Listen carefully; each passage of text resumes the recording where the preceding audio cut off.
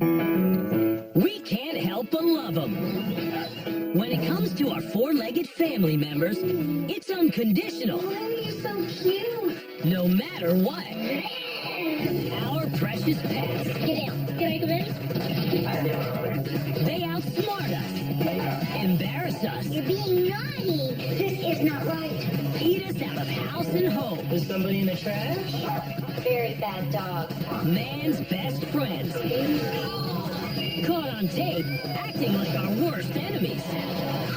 We've circled the globe, looking for the baddest of the bad. Caught red-handed. So sit back as we count down to crown a winner. It's all coming up on Bad Dog.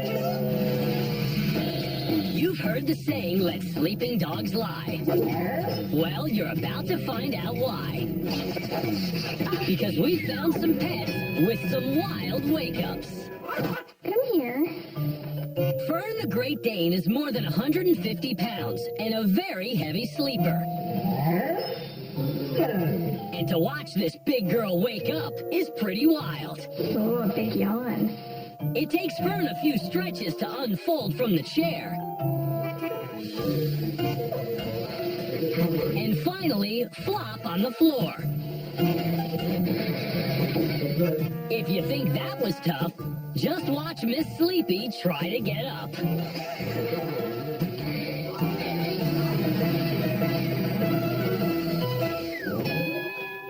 This guy has a wild wake-up every morning. And I'm about to show you my least favorite part of the day, and that is waking my sister up for school, and you're about to find out why it's my least favorite part of the day, so come on. Andy K's sister, Grace, sleeps with Sid, the cute, cuddly family dog, until you wake him up. Grace, wake up. Grace, wake up.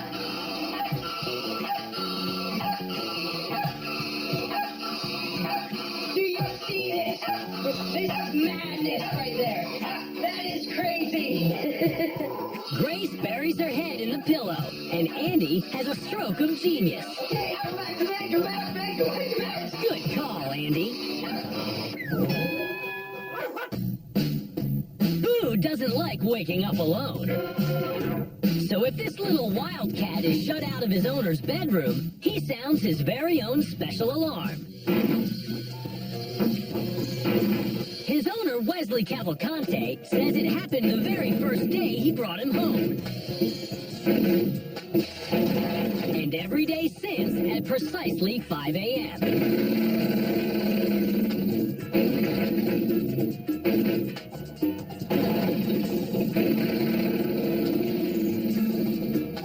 Wesley tries to get Boo to back off without opening the door. But the minute he goes back to bed, Boo goes back to the doorstop. Wesley finally gives up. And Boo lays down to take a nap.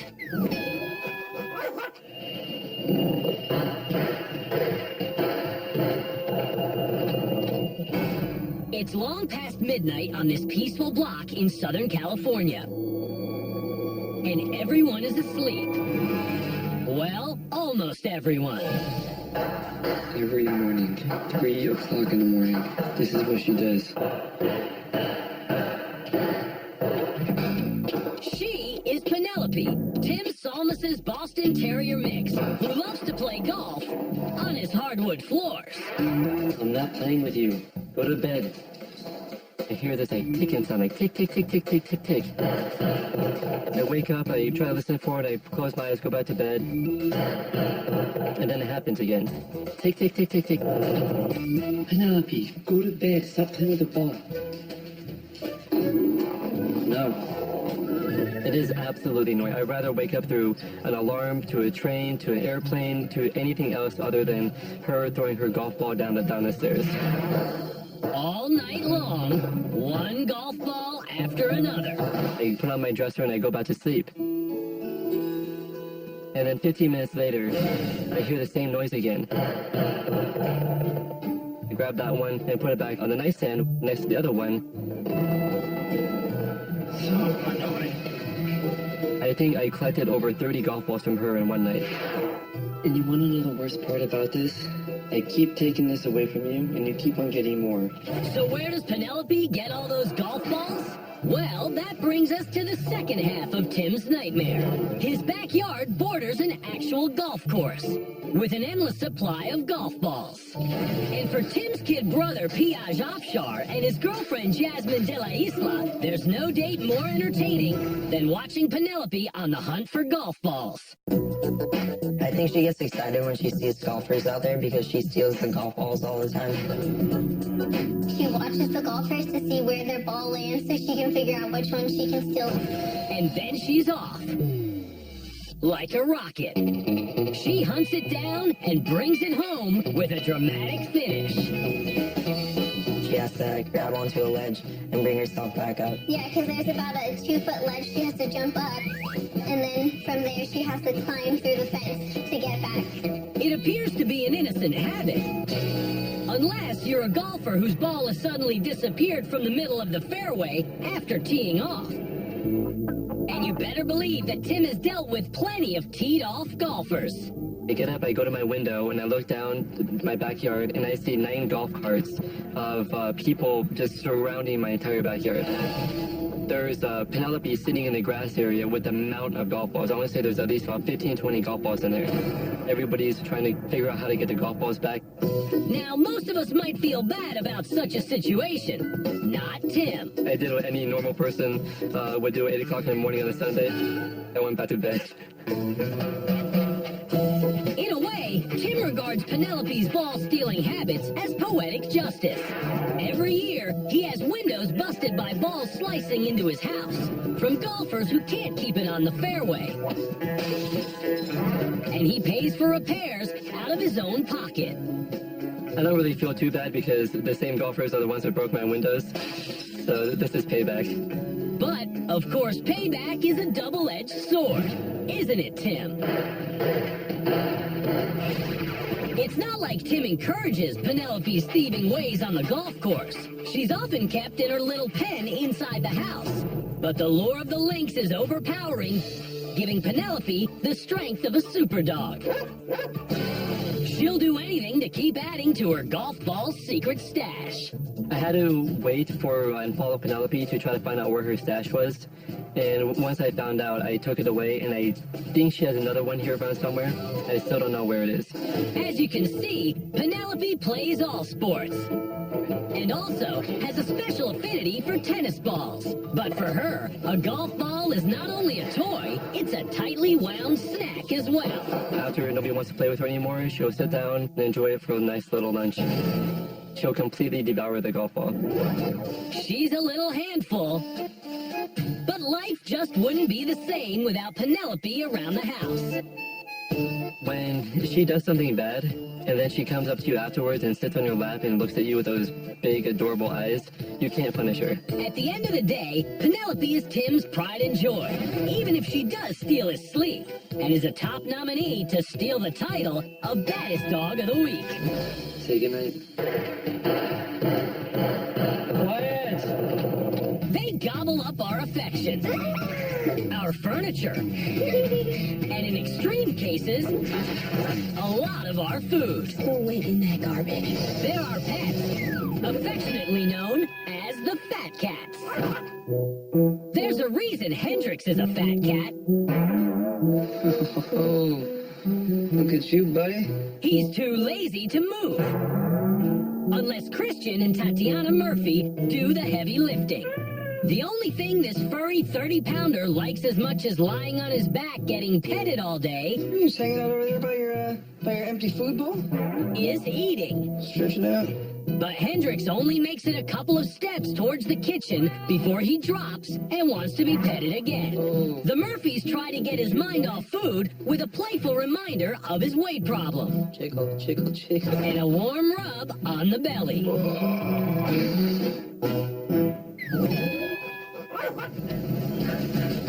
There's not a fat cat on earth fatter than Minx.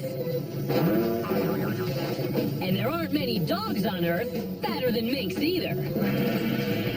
But the McFadden family didn't know why the pooch kept putting on weight, even when they kept putting her on diets. That is, until a hidden camera catches Minx raiding the refrigerator. Minx grabs a hot dog and takes a stroll. But seconds later, she waddles back for more. This time, Minx decides to skip the exercise part and eat the second hot dog right there. And like all fat cats, or dogs, she has to finish her food. And with the food gone, there's only one thing left to do. Lick the plate. Look closely. No, this is no fat cat. And that's no meow. It's the satisfied giggle of a chubby and very full Boston Terrier named Mackie, who voices his approval this way when Mom Kelly Santamaw tickles him pink every night after another big dinner.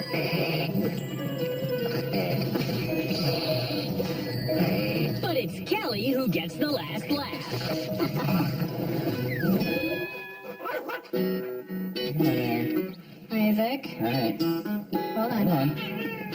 Sir Isaac tips the scales at a hefty 20 pounds. Isaac is a huge binge eater. You're hungry? And this naughty fat cat will throw his weight around for food. Even busting into Brad and Gina Charette's bedroom to get a midnight snack. Ow! God, you're so heavy. And pestering them until they get the message. You have 36 new visitors.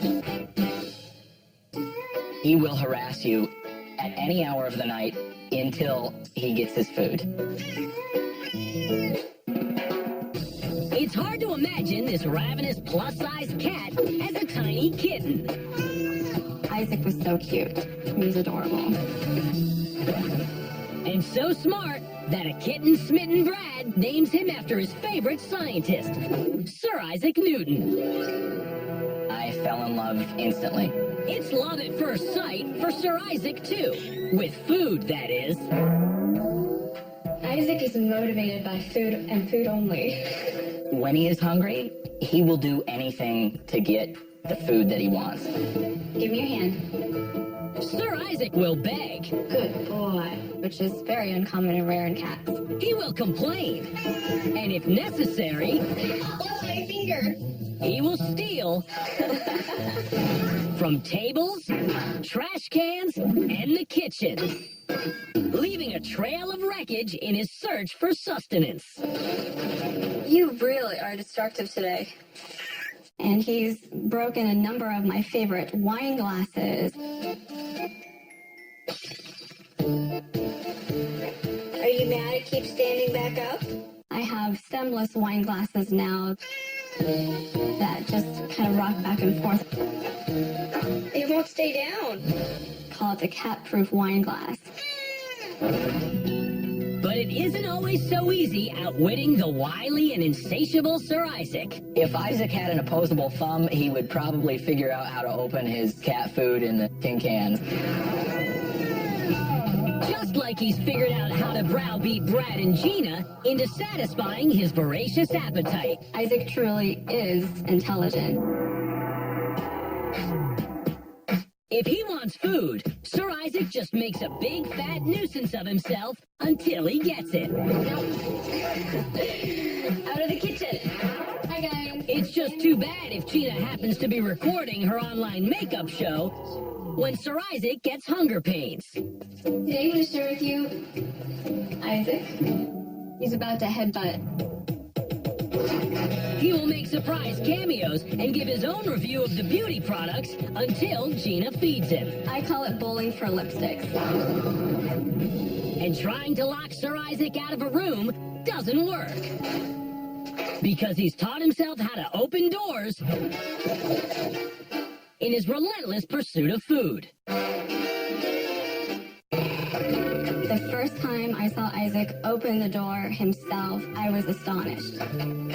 And once he gets in the Charette's bedroom, Sir Isaac's not leaving unless they get up and fix him a late-night snack. Usually his first strategy is to come in and sit on my chest and start licking my face. Then he does anything he can do to make noise. Usually it's batting on the shades. He jiggles them, pulls on them, and if that doesn't work, he moves on to the phone. Record after the tone. Press stop when you are done. To send a message loud and clear that his appetite just won't wait. Tuesday, 2:37 p.m. And he will do this over and over and over. Wednesday, 9:22 p.m. It ruins my sleep. There's only one way to end the waking nightmare. In your paw. Good boy. My strategy is just give him the food he wants because it's not worth losing sleep over. The charrettes accept him for what he is, a spoiled fat cat. I love Isaac. I love everything about him. I love it that he knows how to manipulate me. I love it that he's smart enough to figure out what bothers me. Now this top cat, in not so top shape, is looking at being crowned baddest of the week. Say bye. Press stop when you are done. They claim our hearts, mark their territory, and guard it with their lives. They're the pets we call territorial. Well, downstairs. Adorable Dolly is a sweet dog, but don't mess with her shower mat. Down we go. Downstairs, Dolly. She turns territorial when her owner Tim Pritchard tries to shoo her downstairs. Come on, Dolly. Downstairs. Tim even tries to bribe her with food. Let's go downstairs, Dolly. Come on. There's Indians downstairs, Dolly. Lovely dinner. But Dolly's not budging. Downstairs. Downstairs. Let's go downstairs. Downstairs. So Tim's left with no other choice. If Dolly won't come to dinner without her mat, Downstairs. he'll drag Dolly and her mat to dinner on a magic carpet ride. You're not going to come off the bath of that, are you? That would be a no. Charlie the cockatoo is the bad bird on the block. Dolly. No, Dolly. And when he's out of his cage, look out.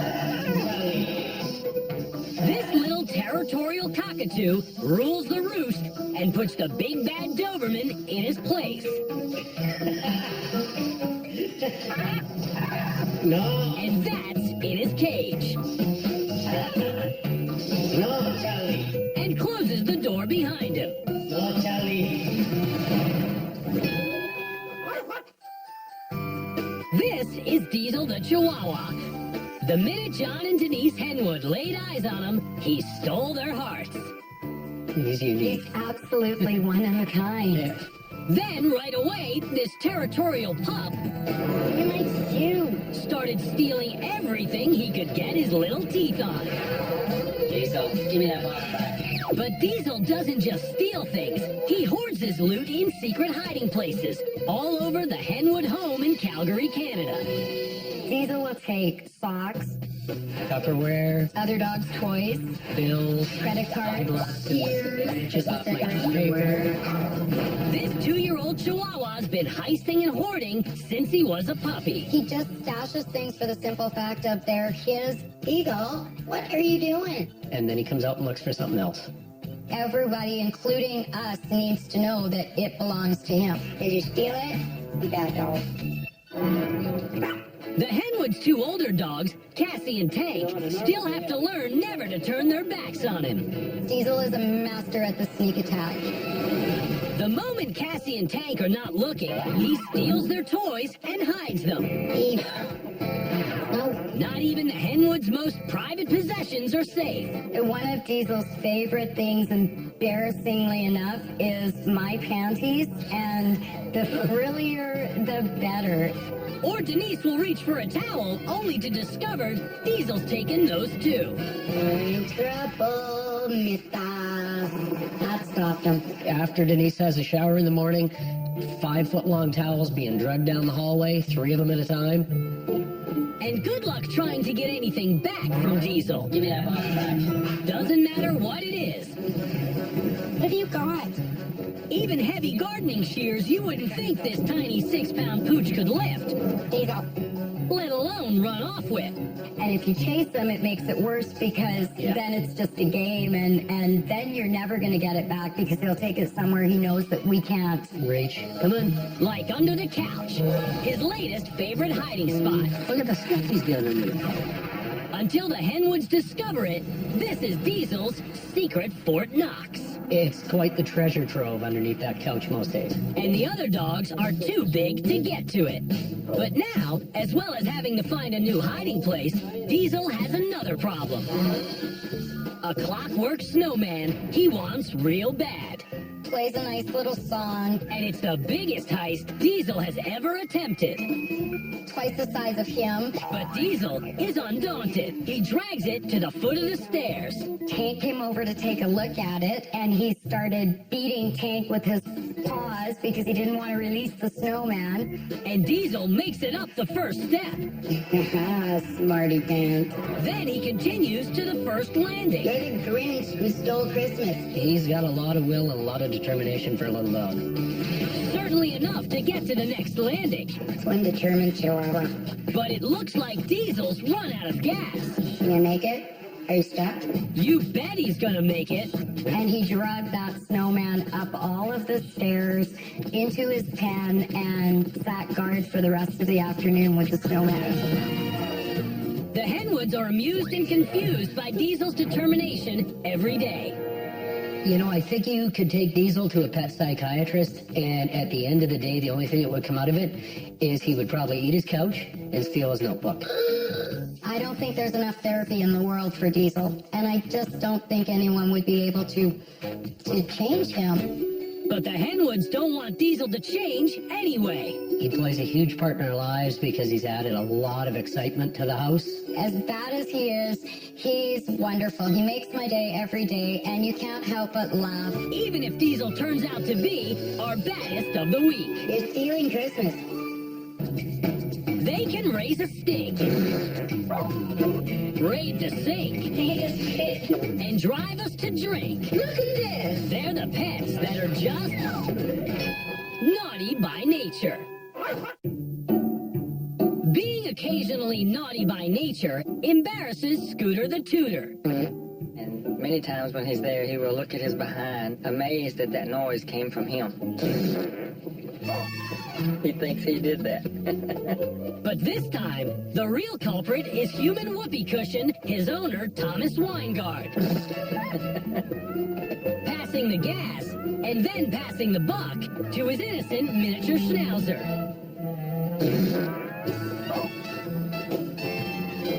He's embarrassed because he has gas. But he doesn't really have gas this time. And it's Thomas, not Scooter, who should be in the doghouse.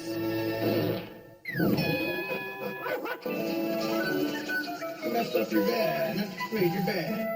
The Heathermans have been fawning over Dilly the deer since taking her in as a little lost baby 5 years ago. That's pretty cute.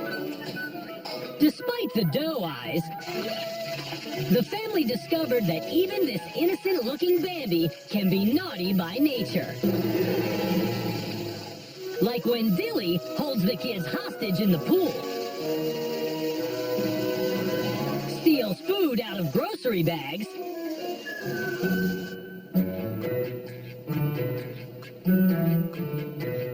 raids the kitchen for late-night snacks,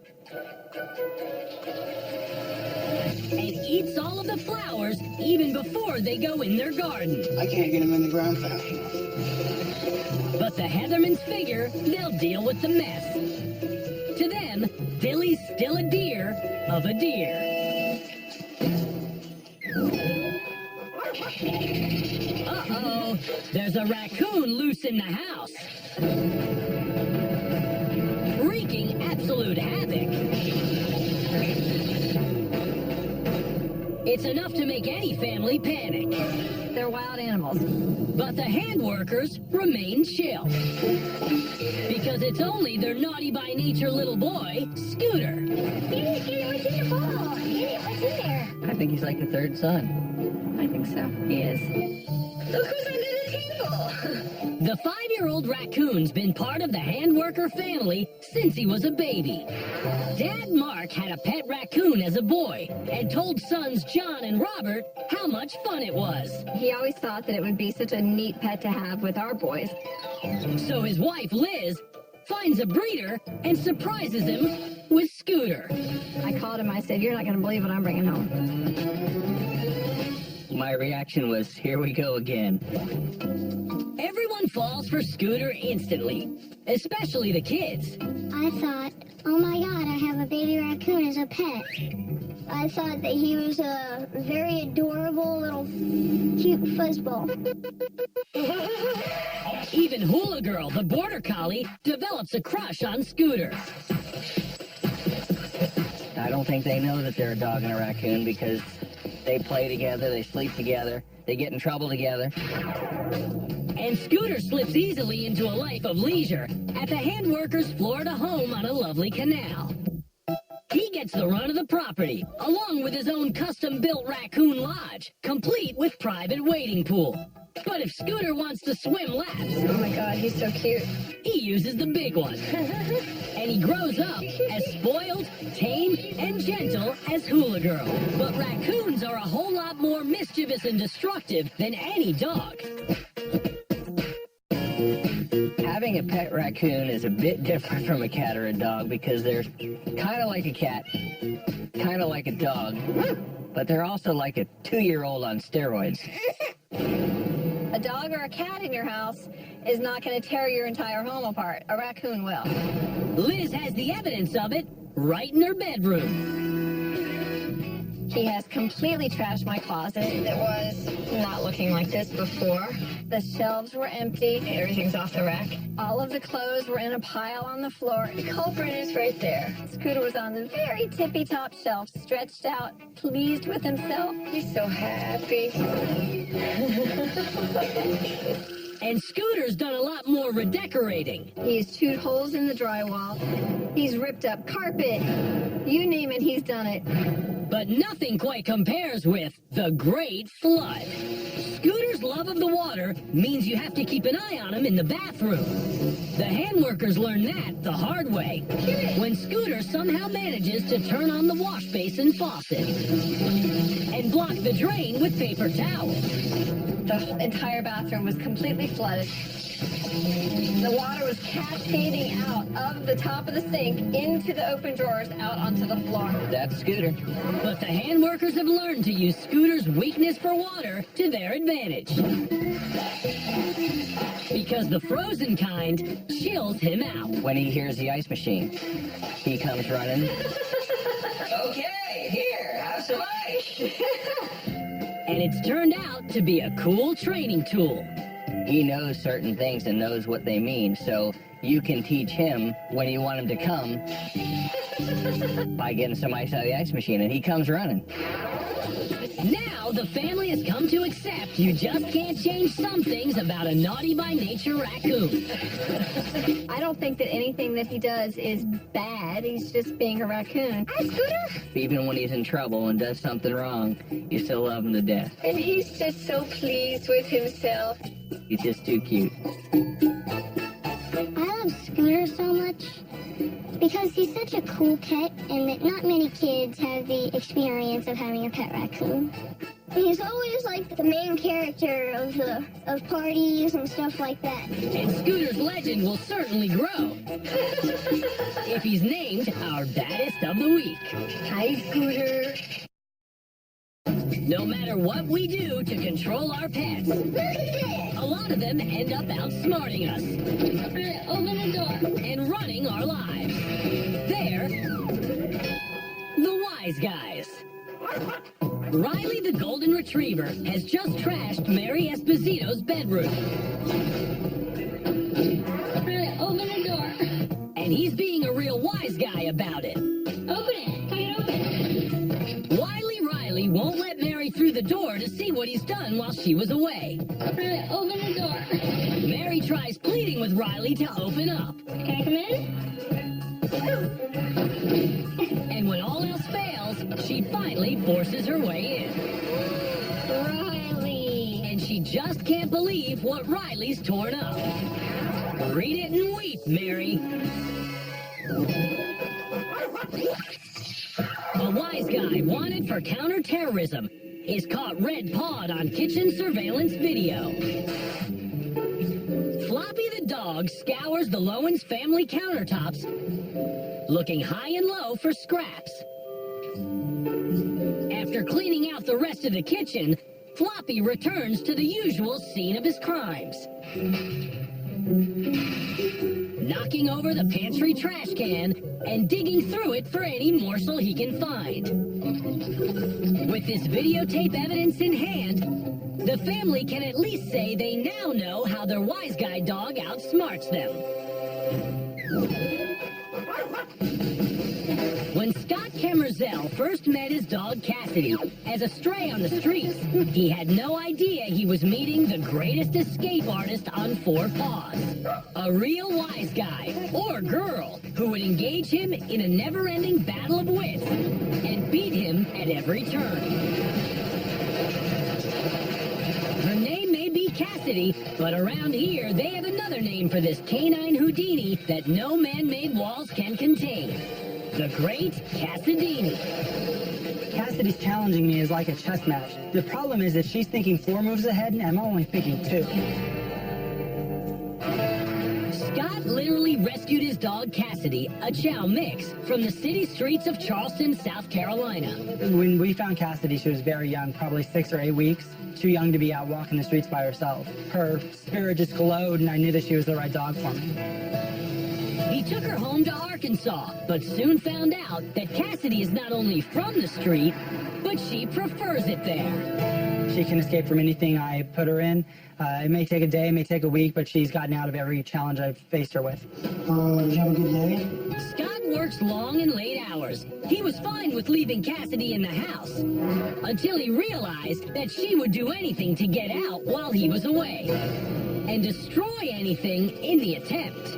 There's some blinds here that she ripped down, and she got into the sofa here and pulled all the stuffing out. This is my front door. In a desperate attempt to escape, Cassidy really ripped into it with her claws and teeth and just tore into it. This damage here goes about halfway through the wood, so she climbed up sort of on the entertainment center onto this refrigerator, knocked the entertainment center over onto its face, broke the cable jack off the back of the VCR, knocked the screen out, and jumped to freedom.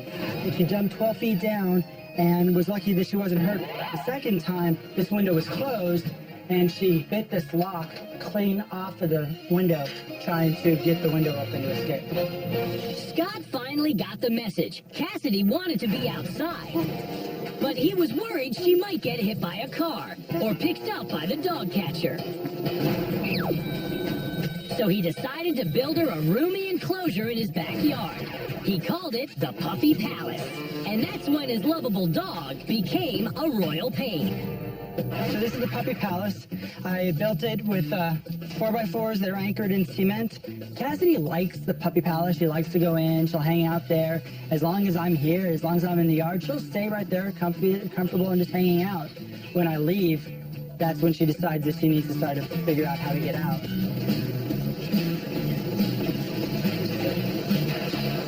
It's become an endless chess match, with the queen of the Puppy Palace forever putting the king in checkmate and escaping to freedom. When Scott can't figure out how she does it, he sets up a surveillance camera.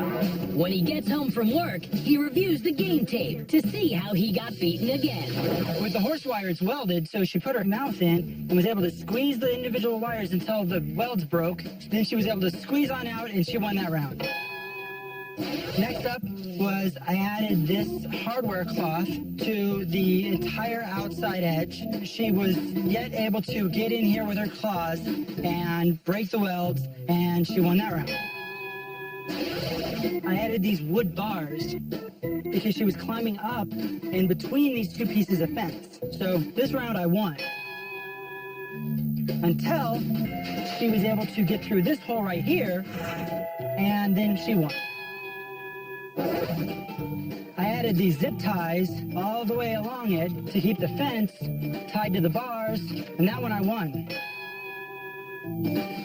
Until she learned that the door was loose and that she could squeeze through here. So she won. Whatever Scott tries, Cassidy comes up with a way to defeat him. And even makes it look like fun. I added these cinder blocks, and there's rebar in each of them to keep her from being able to pull them out. And at that point, I'd won for about 10 days until she started getting out over here again. Most of the time, Cassidy sits in the driveway after an escape and waits for Scott to come home. And when Scott is out of town, she stays at the home of his neighbor and friend, Donna Fallon. Cassidy is my grand dog, and I'm Cassidy's mamaw. There's always a treat when mamaw comes. But she knows she's no match for Cassidy's need to be free. When she's there with me, when she escapes, she goes visiting. And so she knows everyone. She goes from house to house. Everyone loves her. Everyone knows her. What is Daddy going to do with you? He's going to have an armed guard come and stand watch over you. That's the only way you're going to keep her inside. She probably liked the attention. And when Cassidy goes back to Scott's place, Donna keeps up with her exploits online. Well, I mostly know that Cassie has escaped again by seeing it on Facebook. And I'll call Scott and talk to him and say, I saw the latest rendition. Is she all right? And, you know, she always is. But it's very interesting to keep up with. It's like weekly. Neither Cassidy nor Scott shows any sign of surrender. And Scott knows there are a lot of lost battles yet to come. But he remains confident. Currently, it probably looks like she has me in check, but I've got some moves up my sleeve. Someday, human intelligence will prevail over Cassidy's chess mastermind. Until then, Scott is just a pawn in her game of life. And off to buy more cinder blocks. So far, she's winning. She currently has a way out. I bought some more stuff yesterday to fix the hole. Cassidy may be smart with me, but I'm going to win. That remains to be seen. But Cassidy is now one of the favorites to win Baddest Dog of the Week. On this episode of Bad Dog, we've seen fat cats and lazy dogs, angry birds, and happy puppies. But who will steal the crown for the baddest of the week?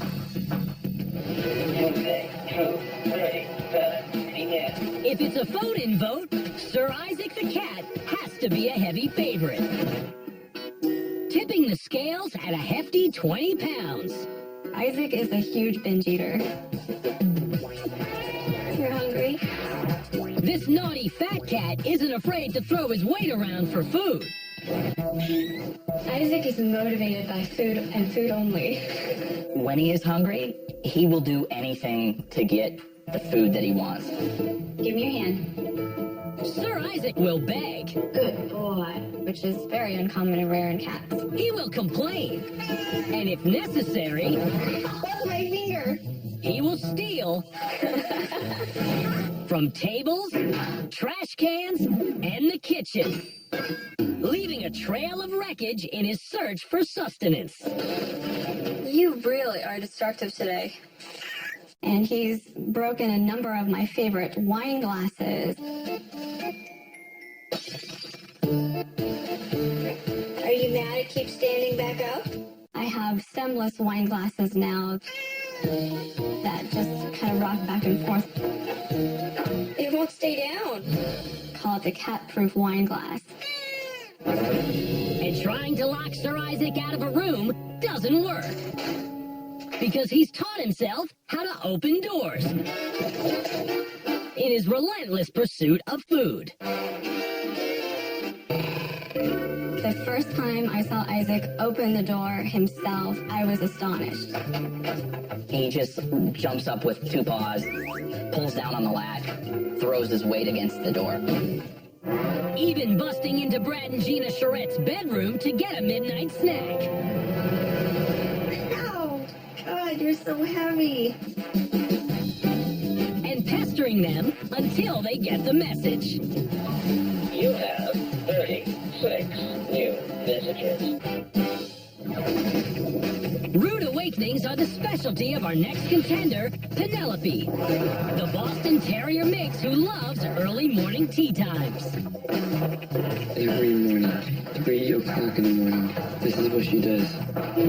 I'm not playing with you. Go to bed. I hear there's a ticking sound, like tick, tick, tick, tick, tick, tick, tick. I wake up, I try to listen for it, I close my eyes, go back to bed. And then it happens again. Tick, tick, tick, tick, tick.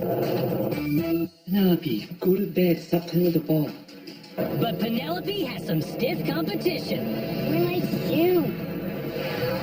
Diesel the Chihuahua isn't just a thief. He's a hoarder, too, hiding his loot in secret places all over the Henwood home in Calgary, Canada.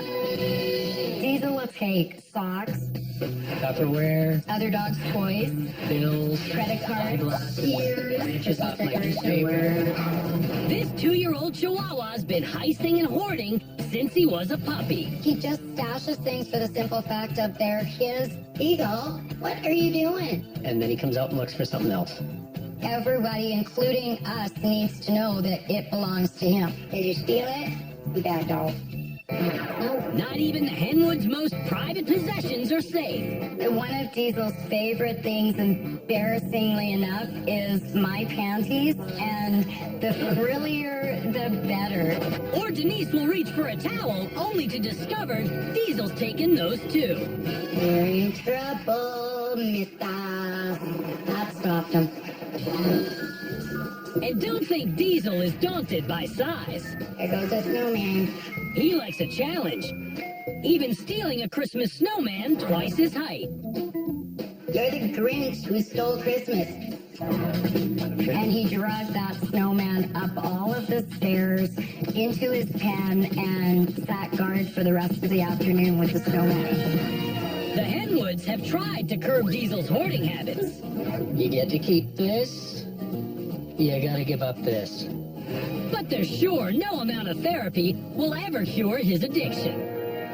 You know, I think you could take Diesel to a pet psychiatrist, and at the end of the day, the only thing that would come out of it is he would probably eat his couch and steal his notebook. Now meet a real home wrecker, Scooter the raccoon. Hey, what's in there? I think he's like a third son. I think so. He is. Look who's under the table. The handworker family adopted the 5-year-old raccoon when he was just a baby. I thought, oh my God, I have a baby raccoon as a pet. I thought that he was a very adorable little cute fuzzball. But raccoons are a whole lot more mischievous and destructive than any dog. Having a pet raccoon is a bit different from a cat or a dog because they're kind of like a cat, kind of like a dog, but they're also like a 2-year-old on steroids.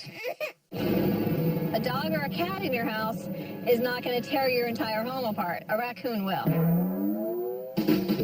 He can open any cabinet. He can unlock any lock. He can get into anything. Living with a raccoon is like a different challenge every day, wondering what he can do next, what he's going to get into next, and how are you going to prevent it. And he's just so pleased with himself. That's Scooter. Really? Or is the baddest of the week the greatest escape artist on 4 paws? The great Cassadini. Cassidy's challenging me is like a chess match. The problem is that she's thinking 4 moves ahead and I'm only thinking 2. Oh, did you have a good day? Scott used to keep Cassidy in the house while he was at work. Until her need to escape got destructive. There's some blinds here that she ripped down, and she got into the sofa here and pulled all the stuffing out. This is my front door. In a desperate attempt to escape, Cassidy really ripped into it with her claws and teeth and just tore into it. This damage here goes about halfway through the wood, so she climbed up sort of on the entertainment center onto this refrigerator, knocked the entertainment center over onto its face, broke the cable jack off the back of the VCR, knocked the screen out, and jumped to freedom.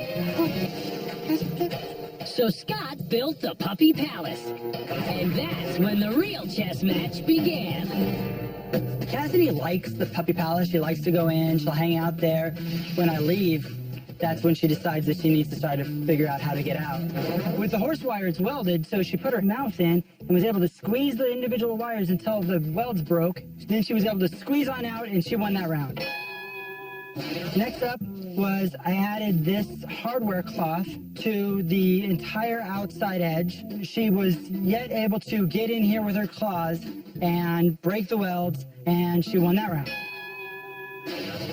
I added these wood bars because she was climbing up in between these two pieces of fence. So this round I won. Until she was able to get through this hole right here, and then she won. I added these zip ties all the way along it to keep the fence tied to the bars, and that one I won. Until she learned that the door was loose and that she could squeeze through here. So she won. Whatever Scott tries, Cassidy comes up with a way to defeat him. Currently, it probably looks like she has me in check, but I've got some moves up my sleeve. But will she win the Bad Dog title? This week, the top honor goes to... Go to bed, stop playing the ball. It's Penelope, the golf ball stealing dog who loves to play through on her owner's stairs at 3 a.m. every morning.